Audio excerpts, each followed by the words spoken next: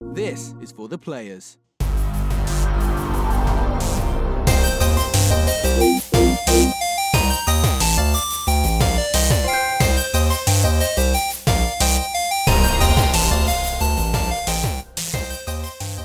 I'm Ryan Betson. I'm Josh Saunders. And this is For the Players, the pop culturist PlayStation podcast with over 40 years of playing PlayStation and 6+ years in that games media combined. Thought we'd throw a hat into the ring and join that PlayStation conversation. This PlayStation conversation happens every Monday morning at 9 a.m. Australian Eastern Standard Time on YouTube and 8 a.m. on iTunes and the other podcast services. If you'd like to be a part of the conversation, simply join us on Facebook, join us on Discord, comment below, or if you're feeling generous, head over to Patreon at patreon.com/thepopculturist. Check out the tiers there. There might be something there that interests you. And if you want to show your love to Pop Culturist on your body, head to popculturist.com/shop where you can buy shirts and cups and mugs and bags, and none of us are wearing PopC shirts today. But they're if we were, we would have bought it from the shop. There are new designs coming next week, so keep an eye out there. There'll be a sale as well to celebrate those new shirts. Look out. Get pumped. And of course, we are now Twitch affiliated, so head over there and give us some follows and stuff. His face in the middle. This is Jono Pech. Hello. He's back. I'm back. How are you, man? I'm really good. Well, I should give you the full run. So this is Jono Pech, previously of Explosion Network, Yes. now of 8-bit, Correct. and still putting in work. And joining Generation Play at the moment. Yes, and working alongside fellow Geelong bros Generation Play. Yeah. We're going to be doing a bit of split screen.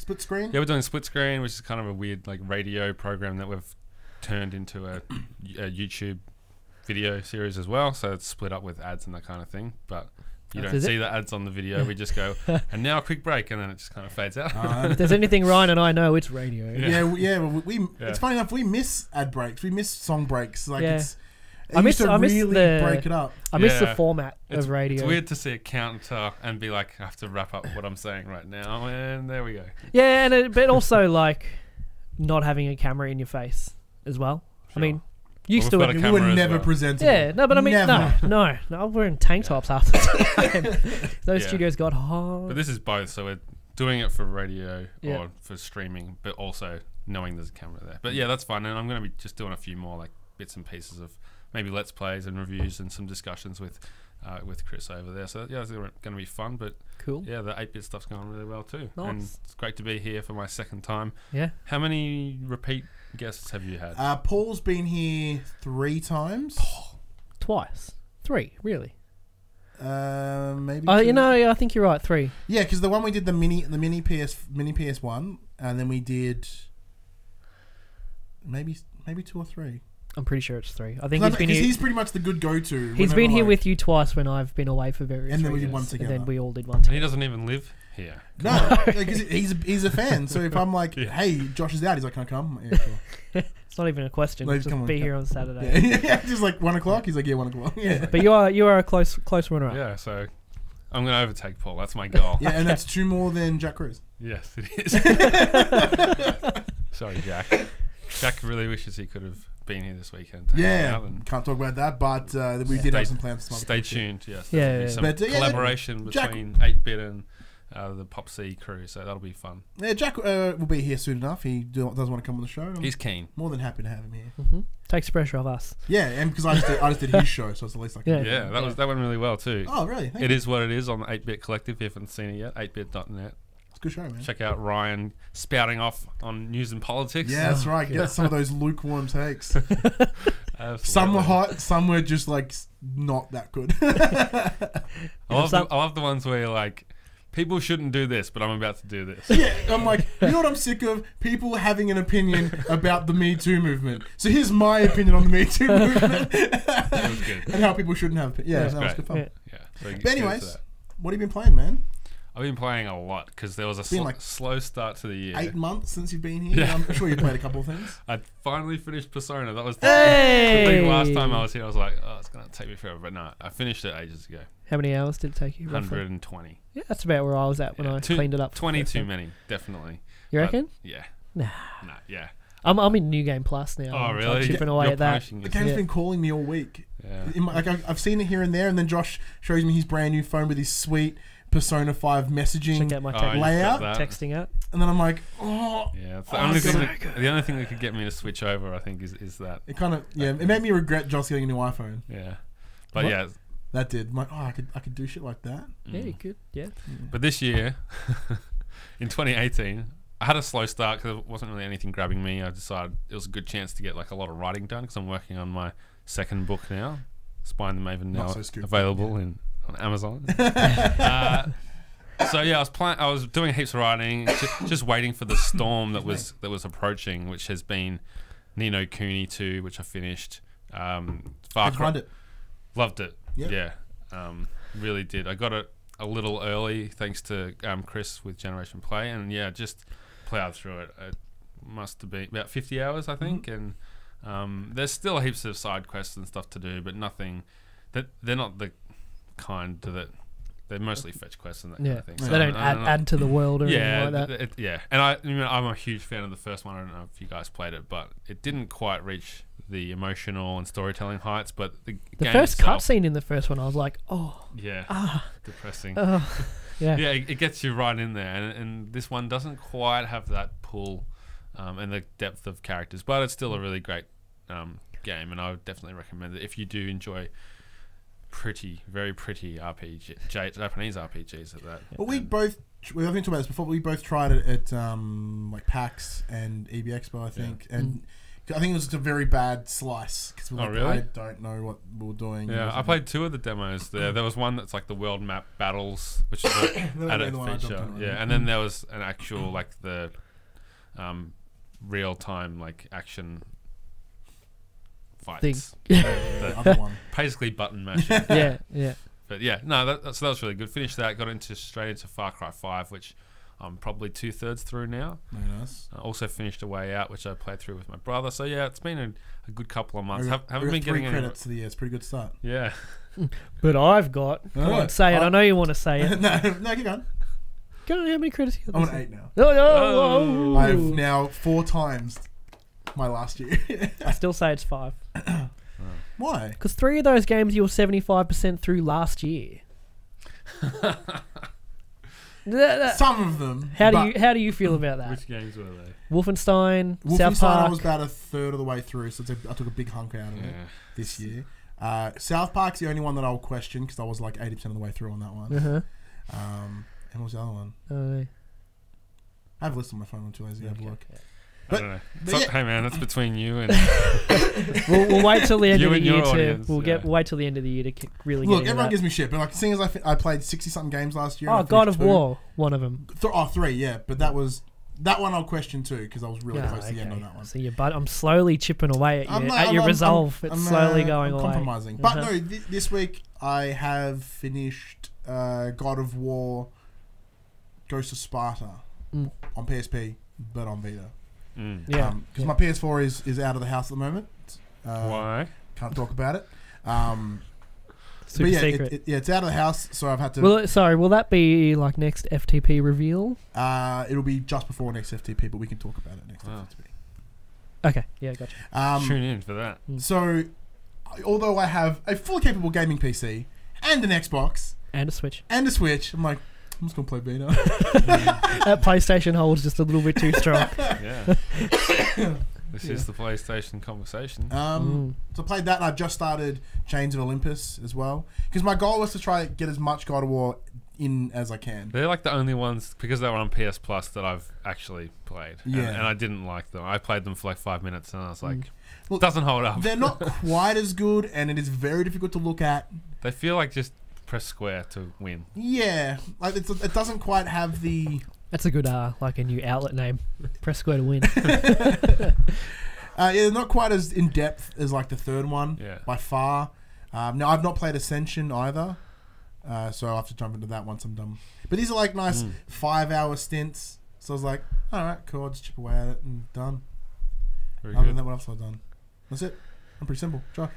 Not much. I mean, I'm in that like I can't start anything now because we get God of War in a few days from now. Yeah. So I don't feel the pull to like sit down and start playing something new. So I've just been playing Fortnite and Rocket League, just alternating between those. It's got my first solo win in Fortnite last weekend. That was Well done. woo. Is that hard?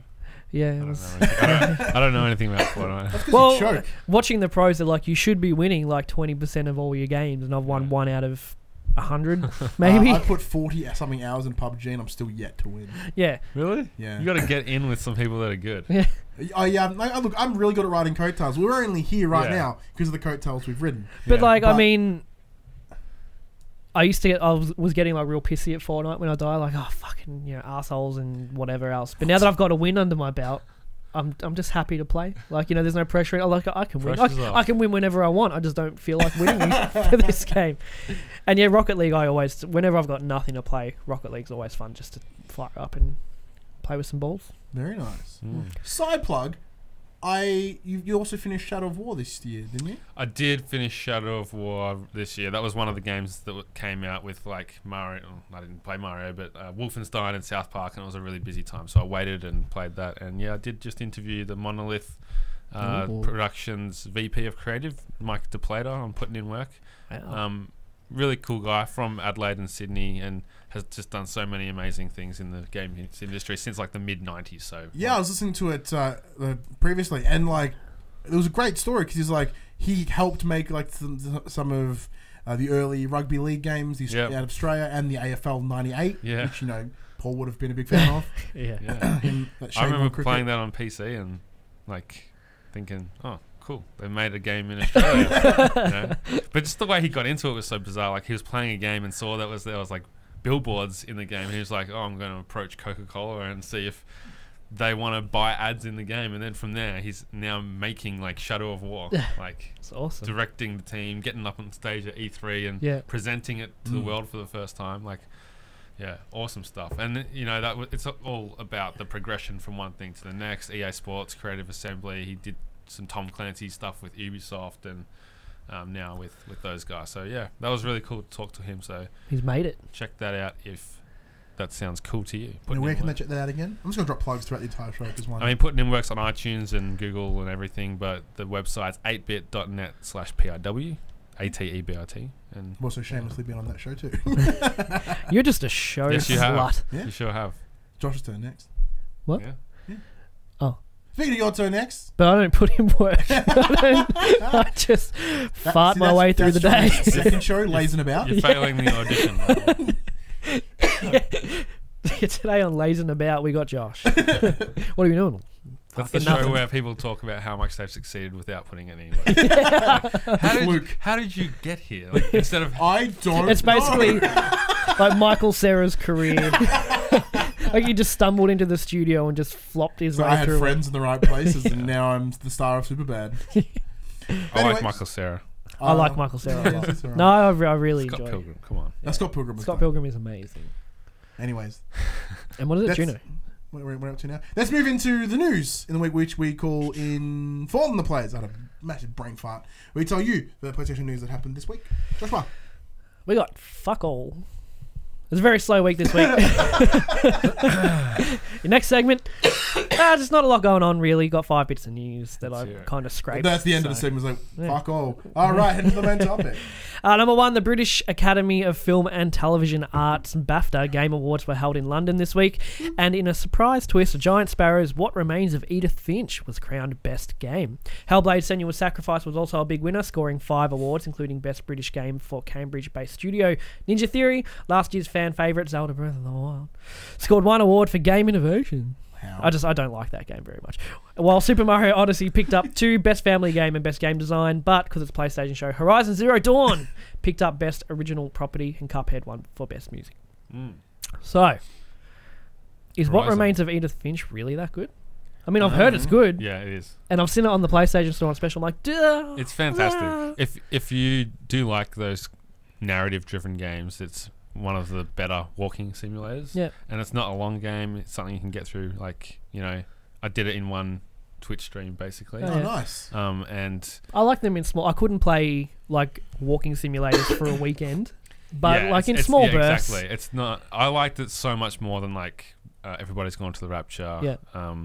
Trying to think what else has been. Stanley Parable. I haven't played that one. Okay, no, I hear good things about that. The cool thing about this is the way that unveils a story. It's kind of like Gone Home if things actually happened. Like Gone Home is a great game, but like it's all about like the discovering things. But there's flashbacks, and I'm not going to spoil it because there's so many kind of surreal things that happen in this game. But it's a lot more than just, what's this room? Let's try and read everything in here and discover what happened. Like it presents it in a much more interesting way. Now, potential spoilers. Is this one where like it's a family and you have to work out someone died or some shit?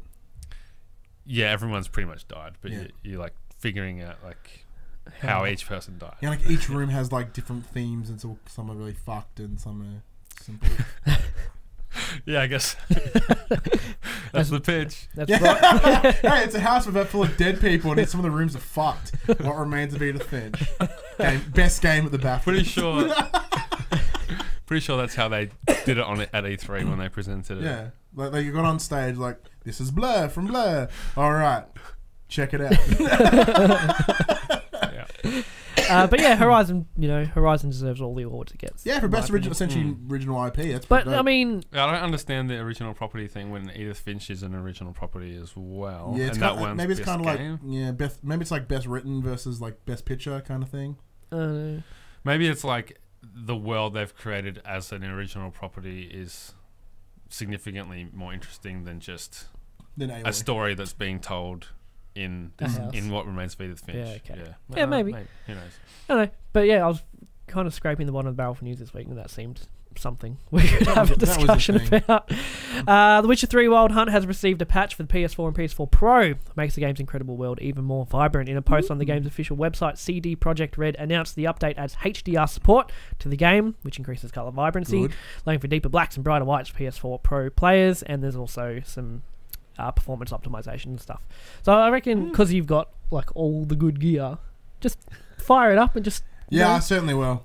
Get credits to roll on Witcher 3. Oh, no chance. Side note, might add, my fucking 53-year-old, 53? I know, my stepdad, old as shit, has smashed Witcher in every sense of the word. Yeah. The game, all 2 expansions. Like, there is nothing he can physically left do in that. Does he have the platinum? I don't think so. Well, actually, he may have without even realizing. Because he hasn't told me. He's like, I finished The Witcher. I'm like, really? Define finished The Witcher. I know for a fact that my mum's like, he won't stop playing. If you're gonna play one game obsessively, that's a good one. Yeah. And then he fell down the route. Like, so he's finished. He's in the 2 years he's had a PS4. He's done the entire Uncharted franchise. So all 4 plus Lost Legacy. He just did The Last of Us, so he's even beat me there, motherfucker. I still finished Last of Us. You suck. Yeah. You are not qualified to host this show. I know. I've tried, man, so many times. Hey, I don't know what to play. We've got like a month of nothing. Play The Last of Us. Oh yeah, I got about an hour and a half in. I had to start again because I forgot everything. Every time, 4 times you've had to restart the game. And every time I've got a little bit further. Yeah. But so he just finished Horizon as well, plus the DLC. Skyrim. Huh? If it was Skyrim. Yeah. Oh no, he's playing Skyrim now. I'm like, oh, you're good. My dad's playing it in VR on his HTC Vive. Yeah. So if The Last of Us was in like, I don't know, what's another one of those Elder Scrolls lands? If it was the Elder Scrolls 6, The Last of Us, I'm like, ooh. Yeah. The Last of Morrowind or something. Yeah, that's it. Yeah. But yeah, I mean, it's cool to see all these games, still getting, PS4 Pro patches. It makes sense. The game is visually stunning, already, and now it's going to look even better. Yeah. And the which expansion is it? The Blood and Wine expansion is already crazy vibrant. Like that's the second one, the one that's more like Fantasy Kingdom. It's Toussaint, I think it's called. I think that's the area. Yeah, so it has a real like Alice in Wonderland kind of vibe to a lot of some of the. Like, isn't that the one where Geralt gets fucked up on some drugs and he can talk to Roach for a while? Probably. I've seen what? They go to some. I've watched like all the cutscenes. They go to some place and Geralt eats some shrooms or something, and he can talk to his horse, and his horse can talk. But the horse is like some hippie's like, "Hey man, what's going on?" He's like, "Hey man, what's going on, man?" And Geralt's like, but they break the fourth wall because Geralt's like, "I can whistle, and you'll come across the ocean, and you'll be right behind me. But then you get stuck on the smallest bit of it." It's like, and the Roach is like, "Hey man, I don't program the game. I don't know."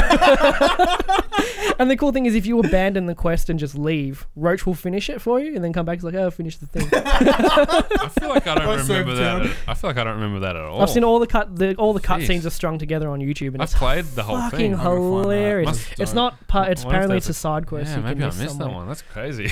But yeah, that game is super vibrant, and like the saturation is like turned right up. So I imagine that will look really cool now. Worldwide sales of Resident Evil 7 have reached 5.1 million units. Capcom shared the news in a press release where the game publisher also announced its first-person horror game received the award for Best VR Audio at the 2018 Game Audio Network Guild Awards. It's a very specific event. Yeah, Resident Evil 5 is still the top-selling game in Capcom's popular horror franchise with a total of 7.2 million. So I reckon Resident Evil 5 will eventually... 7 will eclipse 5 eventually. Just needs another 2.1 million units. As more people are buying VR, people are going to keep picking it up. I never ended up finishing it, actually. Yeah, me either, because I think I lent it to your dad. Yeah, my dad's still got it. Yeah, He's been ready to give it back for months. I just haven't got it Can you back steal it? Because I want to... but yeah, Capcom are doing well. You know, Monster Hunter is, their best-selling game ever. And all that, a lot of other accolades for that. Street Fighter, but they don't count that. Yeah, apparently that doesn't count. Like, the 18 different versions of Street Fighter... Yeah, see, that's the technicality, yeah? Yeah. It's like, Street Fighter 2 maybe, if you count 18 years of ports and remakes and shit like that. But, then Tetris will probably have the mantle forever. Wait, I said 30s. It's like... When did it come out? Like I don't know. Yeah, it would have been... It's 30, probably 28 or 25 years. Older than you. Why? Do you feel old now? No, because in my head, I'm like, yeah, it was like 20 years ago. I'm like, oh, wait, that's like 10 years more. Metal Gear Solid was 20 years ago. Kind of cool. I just got real for a second. Shit. Yeah. Number 4, I didn't know where to go with that because I felt really old. Really Number 4, Canadian rapper Drake has agreed to bring his love of Fortnite into his music, but only if developer Epic will meet him halfway with an in-game emote based on the music video for his hit song Hotline Bling. As Kotaku reports, Drake addressed the idea of rapping about Fortnite during a recent call with his streamer Tyler Ninja Blevins. Quote, "It has to happen. It's just got to be the right way," Drake said. "Someone's going to do it. Someone's going to pull it off. I say when Epic gives me the emote, when Epic gives me the Hotline Bling emote, I'll do it. Until then, I'm on strike." That's so going to happen. Oh, it's definitely going to happen. Like... This isn't the first stream they did together. No, they've had... This was the third. Yeah. Not the record-breaking one. Not the record-breaking one, but it's just... I'm really loving... Like, I don't really like Drake or his music. I mean, I don't like his music, but he seems like... let me rephrase that. I don't really like his music, but he seems like a cool guy. Just from the clips I've heard of him talking and stuff, he seems like a, he's a cool guy. So I'm just liking this, like, blending of worlds, in a way. It is crazy. Like, He's in the kind of NBA world as well because he's a huge Toronto Raptors fan. But I've seen like NBA players streaming Fortnite and PUBG lately, and I'm like, oh. And you see like clips of like it's nothing. Like someone got a goal in soccer, and he did like the loser dance from Fortnite. Another one got a 3-pointer in basketball. He quickly does like the little bandage emote, like you're in Fortnite. It's just. Yeah. It's one of those games. This is a cultural phenomenon. It's transcending. Yeah. Well, we like PUBG, like got to the upper echelon of gaming, but Fortnite is, it's a cultural thing now. It's fucking everywhere, and having artists as big as Drake, like, I'm down to play it. I'm down to like literally rap about it on my album. Gonna blow up. Yeah, and probably blow as well. Oh yeah, it's gonna blow. It's gonna be very good. Yeah. Building walls, building walls, shooting chop. Hope I don't right out. Hope I don't fall off the wall. But yeah, it's cool. It's every week like there's culture's video.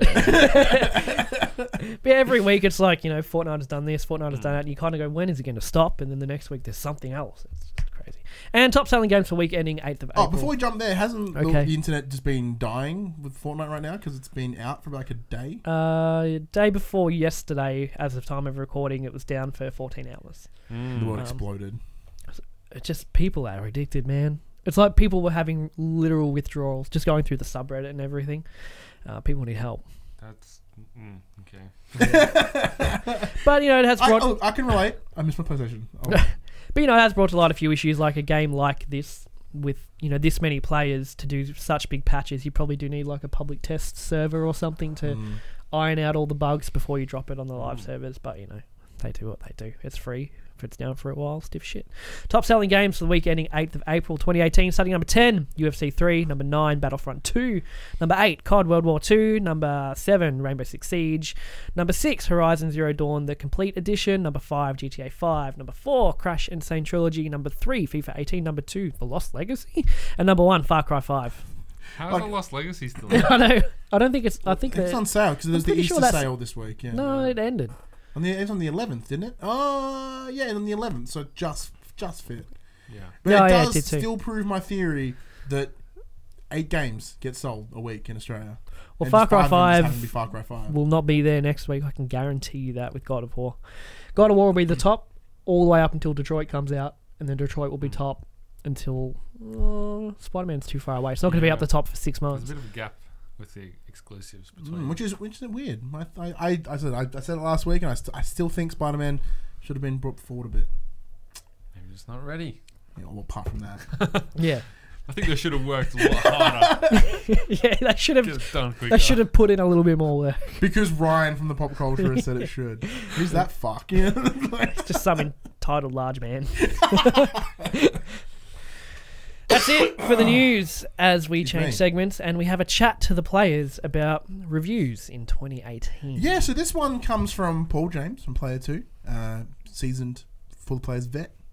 He wants to talk about the state of reviews in 2018, whether it be written, whether it be video. A lot of this does come on the back of God of War getting, or in between. Or an Instagram screenshot of Microsoft Word.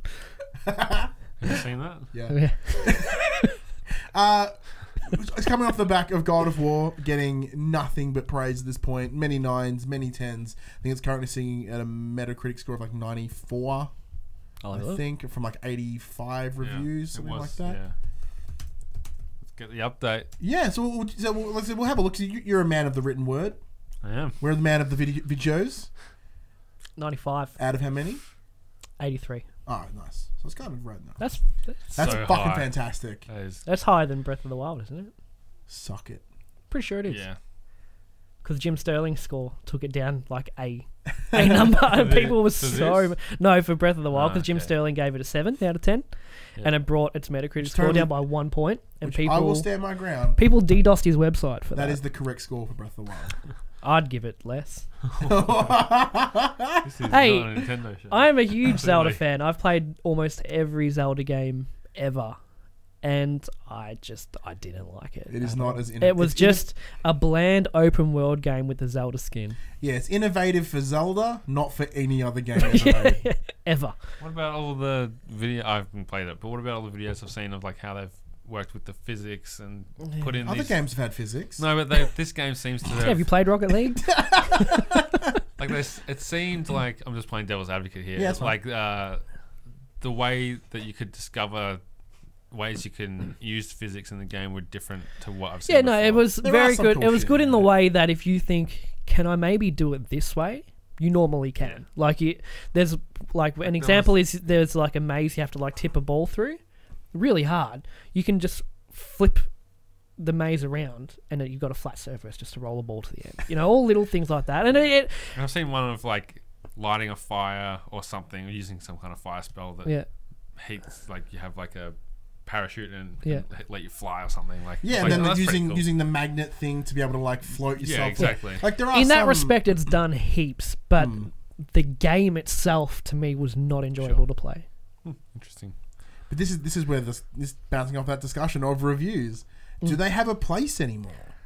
Like even when it comes to scoring, like we're debating here about this random number attributed to a game. Yeah. Yes, I think they do. All right. Do you mean the scores or the reviews themselves? Both, because everyone kind of decides to play a game on different information. Okay. Like I might just hear it's good, and it's like people are talking about it. People say it's good. I'm going to play it. But then there's other people that are more discerning, and they're like, I only want to play it if it's like a 9 or a 10. You know, and I trust this person's opinion or this website's opinion. And that's where they will, they'll go straight to the score. And then other people are like, well, I want to know what the game is. So they read the review or they listen to it if it's a video, and they listen to what's said about it and the things that the game does. And if the number at the bottom's a 7, they still go, well, it still sounds pretty good. Like all those things that were listed as cons, they're not enough to make me stop playing the game. And something like that might be like The Division. Like it wasn't a crazy, highly reviewed game, but it was like, it's good. You know, it was a good give game. it a go. Yeah. And it was a great game. Like I thought it was a great game. It wasn't perfect. There's a lot of things that I'm really looking forward to them fixing in Side the note, sequel. are you excited for 2? Oh yeah. That's what I'm saying. Like Bros? Yeah. Yeah. Yeah, I'll pick it up. Well, we had fun in the first one. Yeah, I had fun in the first one until, you've steamrolled. I had a day off and got like 4 levels ahead of you, and you're like, I don't want to play anymore. He's not lying. That's exactly what we did. No exaggeration. Yeah, no, like, but the voice and everything. Yeah. But yeah, so I think that's really what am I trying to say? I guess there's a spectrum of different kinds of audiences who value different types of critique. And it's the same with movies. Same, like some people just look at Rotten Tomatoes, some people look at Metacritic. Yeah. Some people just look at the trailer and they go, looks cool. Like they don't read anything or watch anything at all. But as long as there are people who value that, there will still be a need and value for it. What do you do for your reviews? What do I do? Depends on like the spoiler levels. Often I will get, like, say Far Cry 5. I'll just kind of go to the very bottom and see if it's a 9 or a 10 or an 8 or whatever, and sweet, it's good. Like, it doesn't suck, you know. If it's like a 6 or something, then I'm probably going to want to read it and find out why. And then other times it's just the hype comes from my Twitter feed and things like that, and it's like people, what they actually say about it. Like, we all are kind of funny fans, and they don't put scores on reviews. They just like talking about it, and they give it like a thumbs up or a thumbs down. I don't know exactly what the scale is, but it's like you can kind of get the sense. It's alright.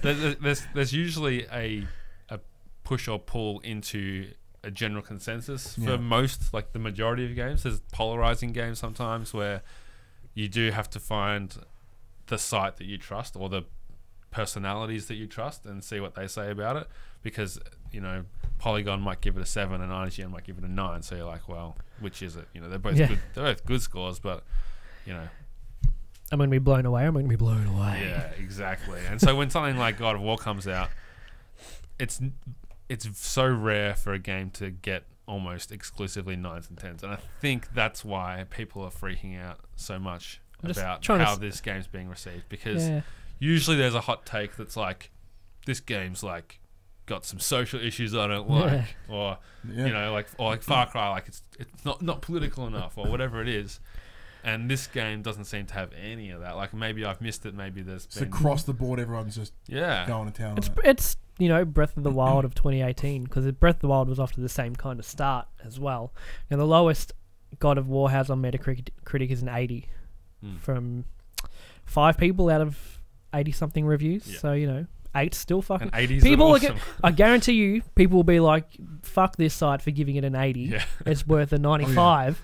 But it's worth an 82. 8 out of 10. Yeah. But an 8 out of 10 is still fucking amazing. Yeah. Like, and out of a 10-point scale, it's great. Yeah. You know what I mean? And with the eye test, like, you see this game and you see how good it looks. That plus what we've seen from the reviews backing it up, it's a lot to get excited about, I think.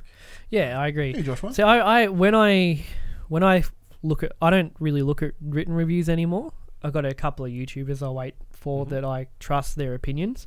What I don't like, when I'm looking at a video review for a video game, it's got to be over 15 minutes. I don't like these little 4-minute snippets of, you know, bit of backing music. It's like, it's this, it's that, it's that. I give it a 4.5 out of 5. That's... Do you find that 15 minutes, though, is going to get into spoiler territory for some Not games? really. Like, Angry Joe, I think, does it really well with his angry reviews. Like, they'll be half an hour plus.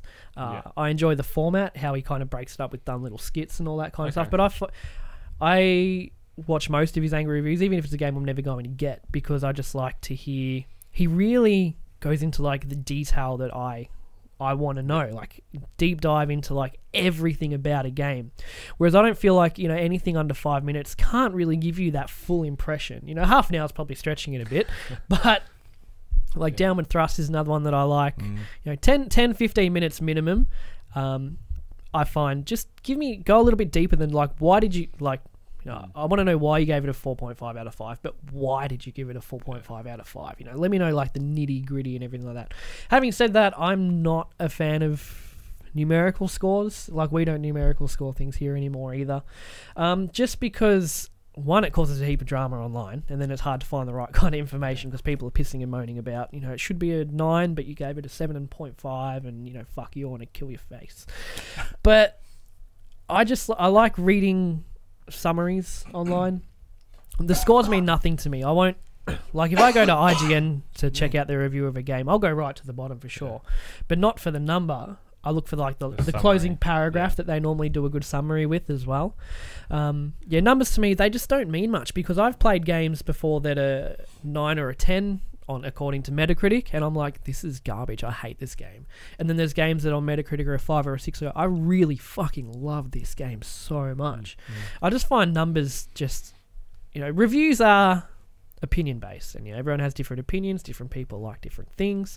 As I said before, like Jim Sterling gave Zelda Breath of the Wild a 7 out of 10, and then his website got DDoSed, and he had all kinds of troubles from that. And it's just, people are too attached to this number that really doesn't mean anything.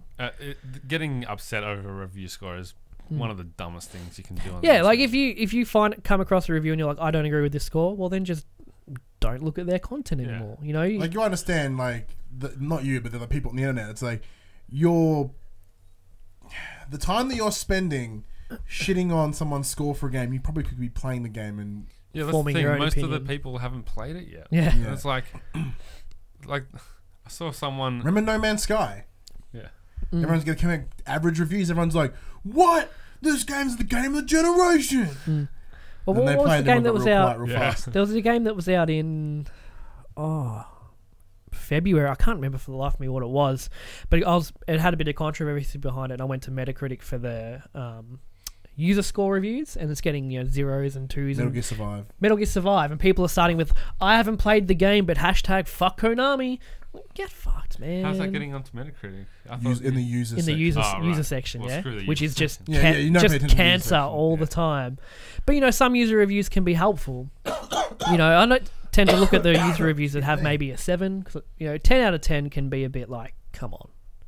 If 80 people have given a 10 out of 10, it's like, come on. You know, 7 or an 8, I tend to find where, like, the real information is and the real criticism of it too. But yeah, and, you know, people just giving it a score just because I don't like this developer and they should go away forever. Yeah.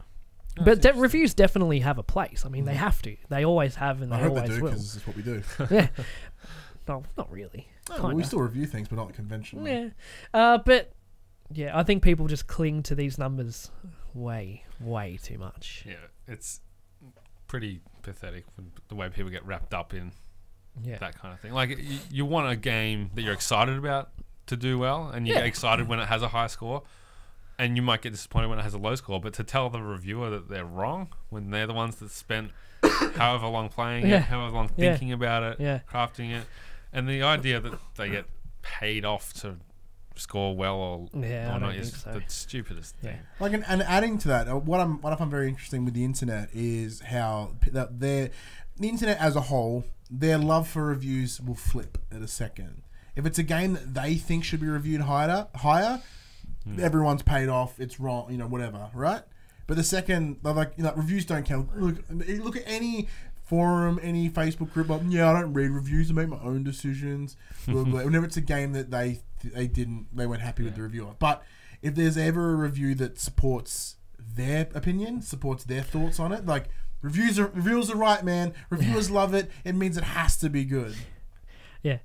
Fun fact: God of War is also available on PlayStation 2, according to Metacritic. Release date 20th of April 2018, also on PlayStation 2. I think that might be like a glitch where. Oh no! Didn't you see the PS2 edition coming out? Where it's like, it has the exact same name, like this. Because the original one was called that too. Yeah. So But I guarantee you, like, at the moment, delivery, that was beautiful. Well done. all the critic scores are in the green, because anything under 80 on a Metacritic goes to a yellow, which is a mixed review. I guarantee you the first one to put up a mixed review is going to get shat on. like because like death threats aren't something that doesn't happen in like for reviews, and they have happened. They've happened to people at IGN. They've happened to people like YouTubers. You know, I don't agree with your opinion. I'm going to come and kill you. Or someone should. Or yeah. Or I hope you die. It's just, I don't know. It gives me the shits. Like the whole culture around reviews tends to give me the shits. Form your own opinions. I like to go on a different place with my reviews. Like I'm a fan of a good old discussion. Review discussion. Review discussions, and that's why we do them here. I think it's the best way to really gauge a game in another way. So rather than hearing one person's opinion, you're hearing a collective opinion. 3 different people have different experiences, and then sort of amalgamating that together. If we could just get a structure for when we do that. Yeah, we never have a structure. We just bullshit about it until we're done. Like, if we're done, all right, cool. Yeah. I'm a big fan. Like, and the reason that we do it as well is, I think scores are somewhat arbitrary. They have a place. But I personally don't use them for that. Ours comes down to, would you recommend it? Yeah. Or would you? No. You know what I mean? Like, if the cons outweigh the pros, no. And, it is a hard thing to say, like, would you recommend it? And to come out with a no. It is a hard thing to say when you've been given a code and you need to send that information through to the people that gave you the code. It is, but it just makes you be a lot more, I think, honest. Like if I'm going to say I don't recommend it, I really need to stress my reasons why and make it a little bit deeper than just it's not fun. And on top of that, because a lot of the reviews do come through like you and I, Josh, it's kind of like I intentionally stay away from reviews as much as I can, because if we have to review it, if we're getting it prior to release, there's not always reviews that we could read, even if we wanted to. I wouldn't have seen this if we weren't talking about it today, because I've been actively avoiding. I have not seen. Like, I'm doing the same thing. Like I saw IGN score. And I'm like 10. All right, cool. And then I'm like stepped away. Like I've not seen anything. I've not listened to anything because like I want to go into this open. I want to be able to review this. But now you're already expecting a 10 out of 10 experience. I was expecting. You know what I mean? I was expecting one. Yeah, I've been jerking this game's dick for way too long at this point. See, we'll have an interesting discussion about God of War because I've never finished a God of War. I think I've played 3 for maybe a couple of hours, and that's my experience with God of War. I'm like, Kratos is cool. I like the gameplay, but I'm like 80. I've completed like 80% of them. Yeah, and you're like balls deep in this franchise, so I think we'll have an interesting discussion about it. Yeah, it's a hard thing because if you're only giving a yes or a no, then it doesn't. I think the conversation itself is really important for that nuance, and that's I guess up to the person listening to have the time to want to hear all of that. But a lot of people don't. They just want to be like, tell me I should buy this. Validate my want to buy this game. Like Metacritic is great for that kind of thing, where it's like, is this game widely considered good or is it widely considered bad? Yeah. And yes or a no doesn't do that, and it's not like a recommended, highly recommended. Like, and the thing that when you do those discussions is you can say, I didn't like this game, I don't recommend it. But if you're into... But there's some redeemable factors to or it. You can say, if you're into this, or if you liked this game, then you probably will really enjoy it. But if you aren't into that, I don't... Like, you can do that. You've nailed it there, because, like, the nuance is what I love. And I think that's lacking. I've said this 1,000 times on many different shows. Nuance is what's lacking in general now with the internet. You can only be one or the other. There's no in the middle. And even, granted, we say that with the recommend or not recommend, that's one or the other. But it's the asterisk that comes with it and with the little extra thoughts. Yeah. Sure. You either love it or you hate it. You can't be like, yeah, it's pretty good. Yeah. And like I think the games media as a whole is adapting to this new way of quote unquote reviewing games, obviously with the influencer. The average influencer doesn't review a game anymore. They'll talk about their experience, and whether it be as we said, an Instagram picture or a couple of tweets that just says, I fucking hate that. Like down to my soul. I hate that. Oh, really? It's just really informal. Like, I don't know. I'm not in that scene because I don't use social media pretty much at all, except for the PopC group on Facebook. Other than that, I don't use Twitter. I don't use Instagram and all that. So I think I'm out of that loop. So to me, that just seems just really like informal and honestly unprofessional. But I'm just not up with the times, I think. Yeah, well, I guess the devs are still giving them. Yeah, I mean, they get it. If they're getting the codes, they're getting it for a reason, and what they're doing must be working, and the industry must like it. So there's obviously something there. I think I'm old. I'm past understanding that. Yeah, look, I'm in the same boat as you there. You know, I agree that it shouldn't be as simple as, hey, I played it, here's my 140 characters or less review of thoughts of the game. But having said that, pops up. Sorry, go. Yeah, but I have transitioned from old. I used to read a lot of reviews, but I'm not so old that I will only read. Like, I've transitioned to video. Like, I will watch more video reviews than anything. But having said that, you see a tweet like that, just like, 140 character tweet about the game review, whatever. You see that at a glance, but what you don't see is a person behind the screen and what else they do and what else they've been doing or what else they've done in the past to warrant that as well. Yeah. But that's right. If Colin Moriarty does a tweet review, you're like, that's a little different. You're okay. like, oh shit. Yeah, but then you know that something's coming out. Like, he'll work on something else later. Probably. Well, but possibly. He's done one review since starting to cover games again. Yeah, wasn't it? No, it's Nino Kuni. That's right. Yeah, and he's going to do one for God of War by the time this is out. Yeah. But when he chooses a game to review, there's a very good reason, whether it's good or bad. It means something. Yeah, that's right. Another man you've spoken to, by the way. Yes, I have. That's the one I'm really jealous of. 50-something. I considered once with Colin. There's a Patreon tier, one-off payment. You get a Skype face call with him. I did consider that pretty heavily. I think about $300. Yeah. But while I'm not working full time, worth it, I'm sure. I know. Yeah, it's still on the cards for me. I still might want to do that at some point. I just find him a fascinating person. He really is. And before we move on to the next thing, how do you guys feel about the review after not finishing a game? Because you've thanks for looking at me. Obviously stated that you do not finish the majority of games you play, but I'm assuming that you review some of them. So is it? I guess you can present it as, here's our impressions, or here's our review of the first 10 hours, 5 hours, whatever it is. But how do you feel about people giving a score to something that they've only played? Well, that's exactly why we don't score things. Sure. And because of the format of what we like with For the Players, we'll give our initial impressions on a game with as much time as we could have with it before that show. But then every week we'll update our progress with it, like you've been doing with Far Cry for the last couple of weeks. Okay. But then it also becomes, if I didn't finish it, we normally explain why, either because something else came out, couldn't finish in time, or it just wasn't good enough to hold my attention all the way through.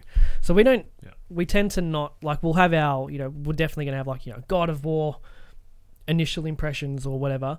But I guarantee you for the next 2 or 3 weeks, we'll still be kind of adding, because we discuss the game as we come through it. We don't try to, because I don't believe in blitzing a game to get your thoughts out first, and that's something. That's a whole other thing entirely. And it's impossible now too, because like the reviews are all out from the major outlets a week before most people can even touch it. Yeah, so we're in a lucky place, but a not so lucky place. We're right in the middle. Like, we're sort of like lower echelon media, right? Like we'll get, like, we won't get it super early.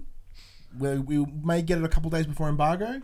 So like we only have a small period of time to work with it before embargo. So, for that reason, we're able to get a little bit further than anybody else if we try. So when we do release some sort of content, it'll be, hey, here's a bit more than what the average person would be able to spend with it. Sure. But that's the exact reason we don't score. Yeah, and the need to be first, the need to be the first review on the website leads me to think that they rushed their playthrough with it sometimes. Maybe not.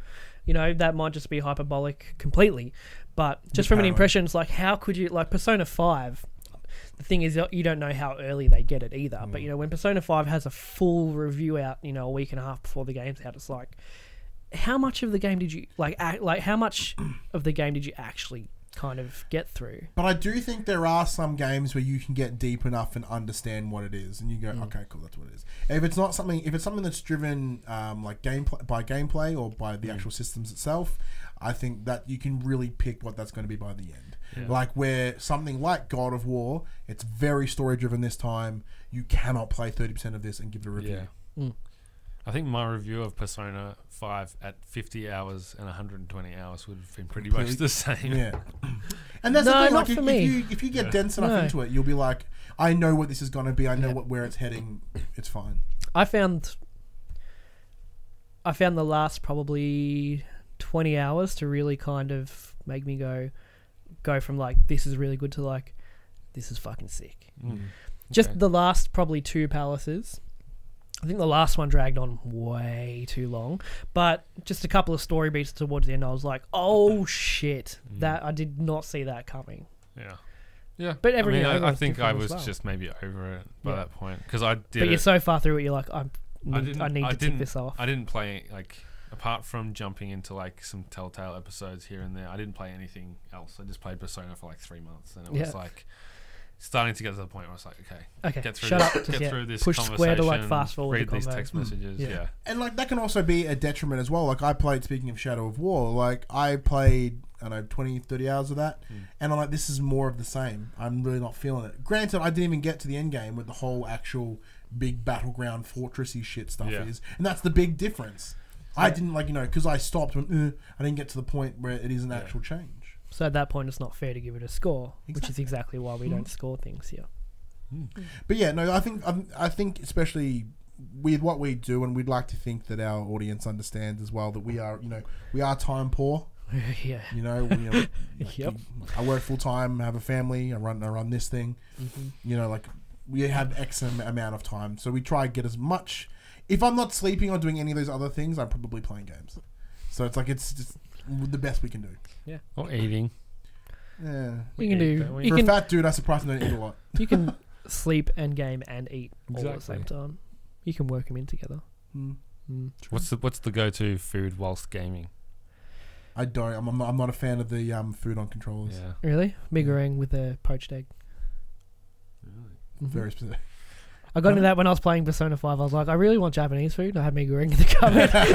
So I made mee goreng. The longest run Japanese. When it's boiling in the pot, if you crack an egg on top of the noodles, it'll poach itself in between the noodles. So then, when you got your noodles, you pop the egg in. It's Mr. Fancy over here. Shit. Or Vegemite toast. Yeah, I don't really eat while I'm gaming. I usually pause just for that 10 minutes and... Yeah, sometimes. Or wait for a massive cutscene. I see my son Alex playing PlayStation. He's got a bag of Oreos next to him. I'm looking like, you're fucking that controller up so hard. There's all crumbs and stuff, and he's like, Dad, the joystick's not working. It's because there's half a Dorito in the controller. But a lot of my gaming happens later at night when my son's in bed and Millie's just farting around. She's probably in bed too. And I'm like, oh, well, I guess I was playing now. And then it's 10 o'clock. I'm like, probably shouldn't eat now. Yeah. Good idea. Why? That's probably why I got fat. Oh, yeah. I guess yogurt maybe. Sometimes I'll have a tub of yogurt. No, I'd think about that and then I'd poop. Or you just bring the tub out and just go to town on it. Just sit it in between the controller. Get a custom built controller that holds your yogurt and just power down on it while playing. I've seen that with the Switch. You can get little Joy-Con grip things. You put chips and shit in. It's a bit far, isn't it? Yeah. I think it's time to finish this segment off. Yeah, somehow into reviews about eating and playing games. But what do you guys thinks of reviews? Yeah, that's right. What do you think of the reviews? Is it something that you sort of pay a lot of attention to, or do you like the discussion format similar to what we do? I hope so, because that's probably why you're watching. Or those big long ass reviews that Josh was talking about. Comment below, let us know, or go to the Facebook group and we'll start a discussion there. I would if we had the time, I would do those long reviews. Yeah, it was we used to do that. We used to film dumb little skits. For Resident Evil 7, we filmed in a basement of a friend's place. Yeah. And we there was this whole pre-built written scripts build up. Yeah, it was good time. Where and Dylan For punched Honor us, as well. kidnapped us, and threw us in a basement because we were taking too long to review the game. Yeah. And then For Honor, we went out to a field. We all dressed up and we fought each other, and it was fun. Yeah. We just, as we've gotten since then. Busier. We got busier and busier, and it's we just don't have time. We're doing more shows. You're doing this now. This takes up a lot of time. We're doing less shows, if anything. We're doing less shows, but more time. We used to put out 4 videos a week at one point. Yeah, it's 3. Yeah. Now we put out a stream, one video, and 2 streams normally. Yeah, but we used to record everything in one day, so it made it really easy. But now it's 4 days of shooting, really compared to 1. Yeah. Is the movie show not every week? No, it should be every. Dylan's moving house right now, so it's on little hiatus. But yeah, anyway, that's look, God of War is coming out this week, but that's not the only game that's coming out this week. So we dive into the drop, where we literally just read what games are coming out this week in a section called Coming. Drop. It may as well just be God of War, because everyone is avoiding this game like the plague. Assetto Corsa Ultimate Edition, Casey Powell Lacrosse 18. No, I'm glad that game's coming out. Drive on Moscow, God of War. Please read the thing. Just getting hyped From up. Santa Monica Studios and creative director Corey Barlog comes a new beginning for one of gaming's most recognisable icons. Living as a man outside the shadow of the gods, Kratos must adapt to unfamiliar lands, unexpected threats, and a second chance at being a father. There you go. Gunhouse. Phantom Trigger, PS4 Digital, Slide, PS4 Digital, and Yakuza 6. The Song of that's Life, a big PS4 release to come alongside It is. Gods of War. I'd imagine they're pretty different audiences for the Yeah, I most think so. part. But yeah, that's There'll be that like one guy you know playing that this week. Yeah, I don't know. His name's Ben Baird. Hey, Ben. yeah. Obviously, God of War top pick for the week. Oh yeah, cannot wait. Yeah, that's it. So, after feedback from last week's show and the question we posed in the show about sharing, I probably should have thought a name for this segment. We'll go from that into sharing with the players, where each week we bring some form of media, TV, movie, book, music, something to share with everyone, just get a bit of love flowing. We do like games, but we do like other things too. Ryan, what would you like to share with the players this week? Pussy on me first. Like I forgot what I was going to be. Jono, is there anything you'd like to share with the players this week? Yeah, I'm going to be on Jack's podcast. It Is What It Is this week, Monday. Damn, I should have made that my thing. Yeah. And you can see Ryan's episode that came out on Monday. Go check that out. And the 8-Bit's kind of flagship podcast, The Hungry Gamers, is reaching episode 100 this week. So that's going to be awesome. Brendan and Salim and Ali. Great Australian podcast about video games, not just PlayStation like you guys. So I guess it's not direct competition. Well, as I said to Jack, like, I've heard of 8-Bit, and that's I'm like, probably should check out these guys. And then I saw like where they sit in like the iTunes. I'm like, I should have known who these guys are. Yeah, because I remember talking to you like maybe last time I was here, and you're like, there's not really anyone else doing like a big games podcast. And it's like, how did this go under the radar? Yeah, and then I'm like, oh man, like because it's good shit. Yeah, that's a great show. Shit. Yeah, right. I'm just gonna go with what because.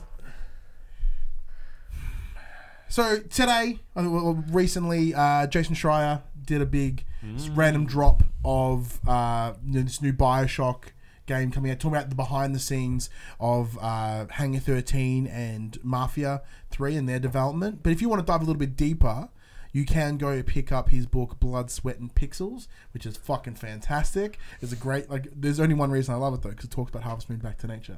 He's talked to the guy that makes Stardew Valley, and he's like, I love Harvest Moon Back to Nature. I'm like, number one book. But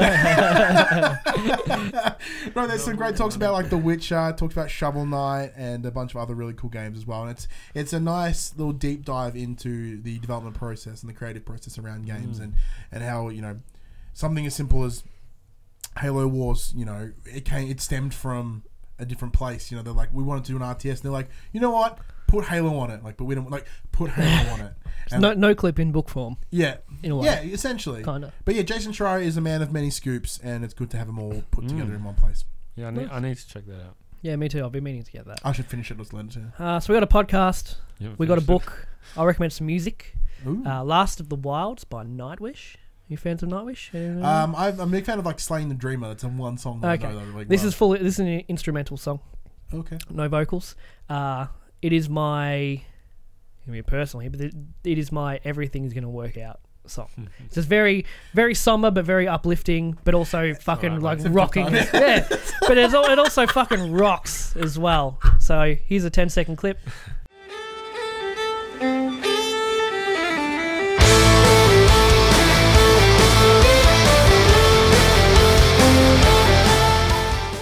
That was it. Hope you like it. I'll edit that in. Alright, cool. And also, whenever we do our pre-show post, when we remember, we'll be reaching out to you guys if anything else you would like to share with us and the other players around. Can I do the spiel now? Yeah, well, Jono can do his sell first. Yeah. If you're a big fan of Jono Pech, this guy.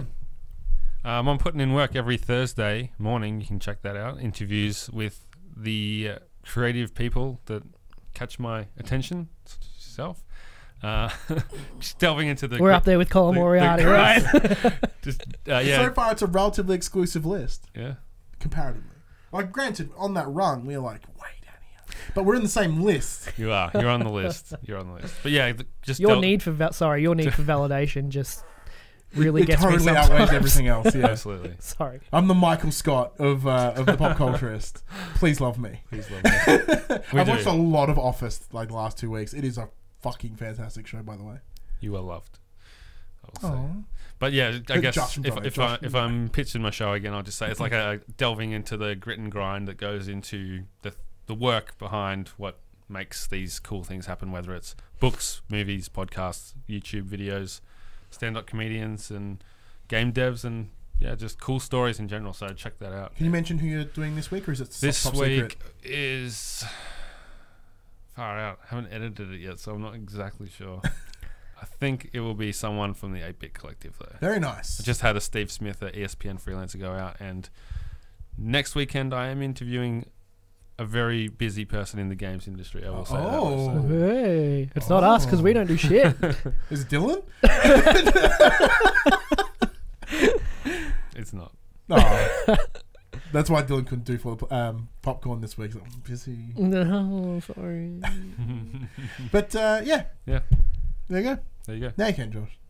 That PlayStation conversation happened on Monday morning at 9 a.m. Australian Eastern Standard Time on YouTube and 8 a.m. on iTunes and the other podcast services. If you'd like to be a part of the conversation, simply join us on Facebook, join us on Discord, comment below. Or if you're feeling generous, check us out on Patreon at patreon.com/thepopculturist. Look at the tiers there. There might be something there that interests you. If you want to show your love for Pop Culturist on your body, head to popculturist.com/shop. And as I said, if we were wearing them, you would see them. But there are new designs coming this week, some topical ones even. Mm-hmm. And there is a sale in the next couple of days as well to sort of, I just tagged them alongside the sale, just sort of like, hey, here's new shirts and a sale, so you can buy some shit. But of course, we are also on Twitch, twitch.tv/thepopculturist. We are now Twitch affiliated. I'm trying to do a lot more over there as well. Now that I've got my voice back, I can actually stream some more. Shame. Yeah, I had the sex. I enjoyed the quiet time, to be honest. Fuck you. I'm you Ryan would. Betson. I'm Josh Saunders. I'm Jono himself. On Twitter. I'm like, through my what? But yes, no, that is Jono himself. And that was for the players. That stumped me so hard. I'm like, oh, what?